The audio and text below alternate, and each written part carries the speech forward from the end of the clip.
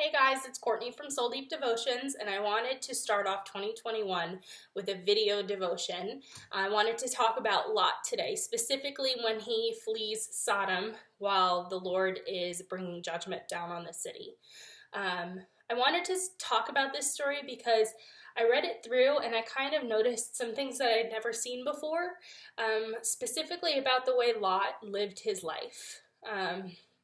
I guess I had never really paid attention or given much thought to the fact that this whole story shows that the climate of Lot's life, or the fruit of Lot's life, shows that Lot did not live an outward life that pleased the Lord. How can I say this? Basically, the story shows it left and right. Two angels come to the city after visiting Abraham in, the place that he lived. They continue on to Sodom, and Lot meets them at the city gate. Lot insists that these two men stay in his home. They, say, oh, that's not necessary, and they look to move on, but Lot insists. So these men go home with him, and Lot rolls out the red carpet. He gives them a meal. He makes them comfortable. Later on in the night, all of the men in the city of Sodom, it says all of the men, young and old. So there was no demographic that wasn't represented in the city, comes to Lot's home and demands that these two men be brought out to them so that they can engage in sexual activity with these men who we learn are angels, Lot's guests. Lot... It's funny because every step in this story, Lot tends to make his own deal. He makes his own way out. And this part of the story is the first time where we see Lot is not entirely trusting in the Lord. He is just kind of making it up himself as he goes along. So basically, Lot says, please leave these men alone. They're my guests. If you have to have someone, take my daughters instead. Now, this is an incredibly strange kind of deal to make with these men who clearly can't be reasoned with. They're not a righteous people. You can't barter with people who are evil within their heart. But instead, he chooses to barter with these people that clearly are unrighteous and do not please the Lord. So he says, you can have my daughters, which is a weird thing, and it usually gives any of us pause when we read that in the story. We usually think, what did he say? What did he offer? That he would offer his two daughters, his children, people that he would want to keep safe, to this rabid and evil crowd of men that just want to destroy everything for their own sexual pleasure. So that's the first part that usually makes me feel like Lot wasn't necessarily living an outward godly life. If he was, he would have trusted in the Lord. If he was, he would have leaned on God to give the solution, not just offered his daughters up in this weirdly horrible barter.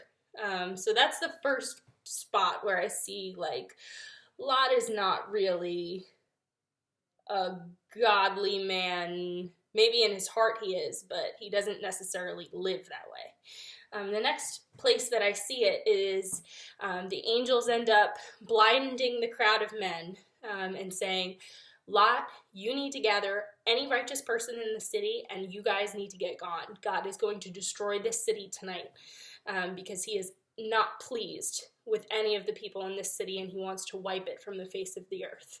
So Lot goes to his sons-in-law, who are supposed to be married to his daughters, and he goes to them and he says, we have to get our stuff together.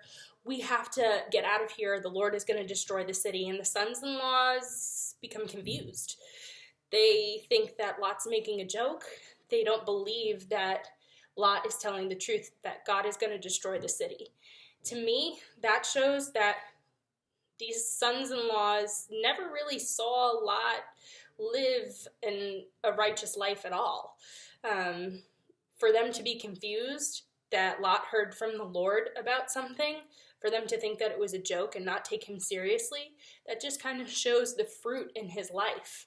The third place that I see Lot not really relying on his Lord and on the Lord, and this kind of bleeds out to his whole family, is when Lot and his family are fleeing the city. The angel specifically told them, don't look back, don't come back, don't look back at what's happening to the city. No matter what happens, just flee to the hills. We can't destroy the city until you guys are safe. The Lord promised Abraham that, but you need to get out now. And this is kind of the part of the story that everyone knows. Lot, his daughters, and his wife were fleeing the city. And somewhere along the way, Lot's wife turns back. And she becomes a pillar of salt and ends up perishing with the rest of the city. What does that show me? That shows me that Lot's wife probably loved the city a little too much. Just like sometimes we can love the world a little too much. She maybe thought about the beauty despite the evil. She might have thought about the comfortability of her lifestyle, her beautiful home, this, that, or the other thing. And any one of those reasons obviously made her feel sympathy for this city that was completely being rained on by fire, that she would turn and look back just even for a moment. And she paid the price for that. So that really takes me aback and makes me think, yes, Lot, his wife, his daughters, maybe they were counted as righteous enough to be saved from the destruction of this city. But it doesn't mean that they were these upright, holy people. They were kind of on the fence, just like we can find a lot of Christians on the fence. We can find a lot of Christians that say, yeah, this world is evil, and there's a lot of bad things going on, but there's so much beauty in it too. And that might be true. God has created a beautiful creation, but if we love the world more than what we should love, which is looking forward to God's kingdom on earth, to God's heavenly kingdom, then we're putting the world above what we should be valuing, which is Christ, which is God. So I just want to encourage you as we start the new year. There was a lot of things in 2020 that seemed like the destruction of something, that seemed like the complete blotting out of evil after evil. But at the end of the day, we can't look back. We have to look ever forward. And the fact of the matter is if we love the world, if we love our comfortability, if we love our homes, if we love our families too much, then we look back at them, then we forfeit what God has for us in the future. And truth be told, those are the things that we're supposed to look forward to more than anything else. And that might be hard for a lot of people. That might be hard for you to value, the kingdom of heaven above your family. And believe me, I know, I love my family. But at the end of the day, God has to be first. God has to be above your comfortability level, your beautiful home, the things that you have, your education, your career. God has to be above those things. And sure, sometimes it seems like we're fleeing a burning city into the unknown. But at the end of the day, God has always kept safe the people that he loves and the people that love him.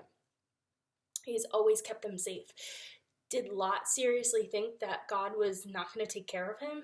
Did Lot seriously think that God had nothing for them on the other side? Maybe if he had trusted him a little better, a little harder, with more of his heart, his story might have turned out a little bit different. Maybe his family would have stayed a family unit. They wouldn't have lost Lot's wife. All of those things I can't say. But my encouragement today is that no matter what happened last year, no matter what happens later this year, don't look to the past. Don't look to the things that you might have lost. You need to always look forward to the God that has your future and holds it and is going to fight on your behalf to see you made into a person with a greater faith. In the end, Lot's turning back, or his wife's turning back, or his family's grief over the life that they lost in Sodom, their refusal to let go of the life that they had in Sodom, even after Sodom no longer existed, ultimately, it ended up keeping them down, keeping them back. They didn't get to enjoy what the Lord might have been able to give them if only they had been able to let go of the past.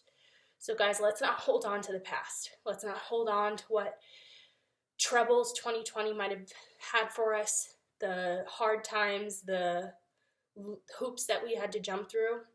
Let's not hold on to that. Instead, let's look ever forward. Let's keep our eyes trained on the God that matters, the things that matter. Let's make sure that we're keeping our eyes trained on what God wants to do in 2021. You don't want to keep holding on to the past so hard that you miss it. And that's just generally what I wanted to say today. That's kind of what I found in my reading and that I wanted to share with you.